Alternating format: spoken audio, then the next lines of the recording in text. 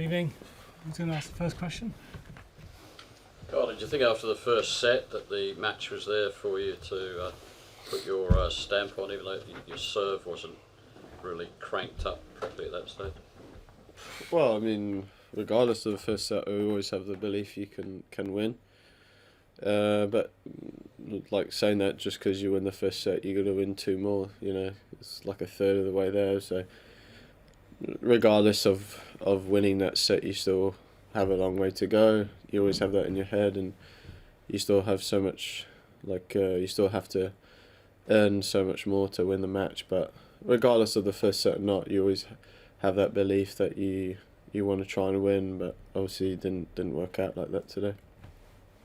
What was the atmosphere like out there, Carl? It seemed kind of quite intense and febrile. Oh, it was great. I really enjoyed it. You know, playing like I was saying earlier, playing on centre court is always like a dream and a great experience. But from playing last year in my first match here, this was the best it's been in terms of atmosphere. And at points in the match, it was really loud, and it was a great atmosphere to be in. And when you're on centre court, to have the crowd behind you is a great thing to have. It's obviously better than being against you, but in terms of experience, it was a nice one. Did you take any energy from watching the football, or did you stay away from it? No, I was obviously keeping an eye on it and watching, and it's obviously on a bunch of screens around the locker rooms and physio areas. So yeah, I was obviously keeping an eye on it. Did it give you any sort of to give you a boost?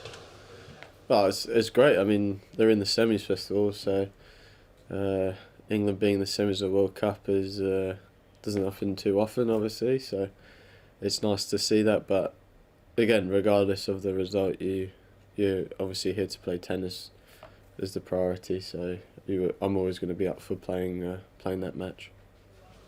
What would be your verdict on the grass court season as a whole for you? Well, overall in terms of level, it's been a lot better for me. My game's really improved this year. If you think back to 12 months ago, where it was and where it is now, there's been really good improvements, which I'm pleased about. So yeah, movement on it's been a lot better, understanding it. So it's been that constant learning process, and I think overall it's been the case with me and the grass. Every year I'm getting slightly better. So yeah, the losses that I've had is always good to learn from in each of the tournaments. So I guess the good thing is it's better and there's room to improve for sure. So yeah, I mean, I think today I put a decent level out in court. Carl, you said that you felt the atmosphere was great and supportive and everything. I don't know whether you heard, but Novak has made something of an unprecedented attack against the Wimbledon crowd, saying that they were unkind to him, they were disrespectful to him. Did you pick up on any of that?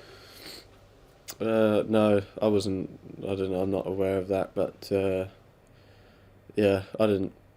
I mean, I don't. It's not really my job to get too much into that. For me, I'm British, and you know I'm playing in front of the British crowd. I'm just trying to soak it all in and enjoy it. So, in terms of reading too much into that, yeah, I don't know.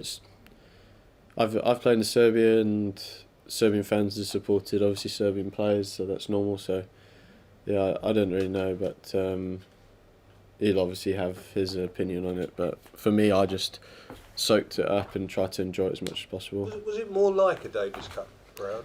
It was louder today, but obviously crowds, the atmosphere in the crowds is sometimes or mostly probably judged on how you're playing as well. Because if you're losing or not playing very well, the crowd don't start cheering just for no reason. They obviously cheer and get into it because the match is in a good situation, is intense. And today, reasonably throughout the whole match, it was a good contest. I was going to ask about Novaks' remarks.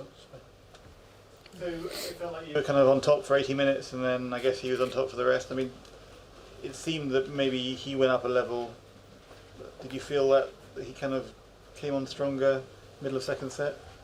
I don't know. I mean, tennis is like that in terms of momentum swings and stuff, but I think in terms of margins, it was pretty close. In terms of sometimes the way I got broken, I had game points, but didn't get it. I mean, it's easier to say ifs and buts, but when was it? I think I'd love 30 in the fourth set. I'm not too sure, but I'd break back points in the third, so the margins are very, very small at the top of the game. But yeah, like I said, sort of answering the first question in terms of you won a set, did you think you were going to win? That's sort of answering that question, that it's such a long match in best of 5 sets that you really have to play well consistently throughout the whole of it. Carl, could you talk us through the double bounce and what happened there in your view? What do you mean the double bounce? Well, it looked like it bounced twice, or you didn't get under it. The one that Novak complained about in the fourth set. Yeah, I don't know what there is to say about it, really. But you thought you got under it legally. He thought maybe it bounced twice. Well, yeah, that's it, really. Right. He thought it did, and I was scrambling, and I mean, are you on? It sounds like you're still unsure if it bounced twice. Well, it's hard for us to say. I mean, what was Exactly. your feeling? It's hard to say, isn't it? Well, television proves it did, Carl. Well, that's the thing. You need television to see it. So, if in real life, it's hard to tell, then it's hard to tell for me when I'm scrambling. So, generally, if you need television to look at stuff, then when you're in the moment, try and make that split decision. I don't really know what to say. I try my best to get there, and exactly we need the umpire to get off his chair and go to the TV monitor on the side. What would you have liked to have done better? Are there any parts of your game which you feel didn't go as well? And what do you take away from this whole Wimbledon week? Probably, I mean,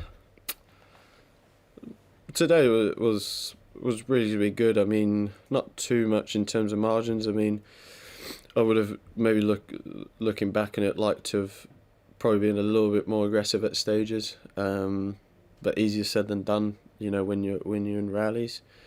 But yeah, I mean, I returned. I mean, this year I've returned better on grass. Obviously, serving overall on every surface this year has been better. So when you're serving well on the grass court, it's good.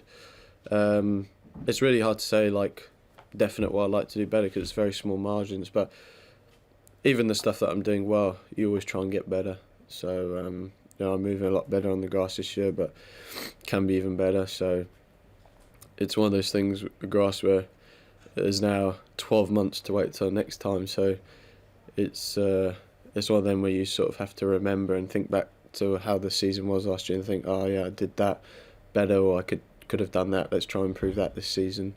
But I think overall, I'm happy with the way it's gone. And yeah, just would have liked to have won today, but didn't happen. But yeah, I think overall it's been more positive from my side. Carl, will you have any chance for a break now? And can you tell us what your training schedule and tournament schedule will be leading up to New York?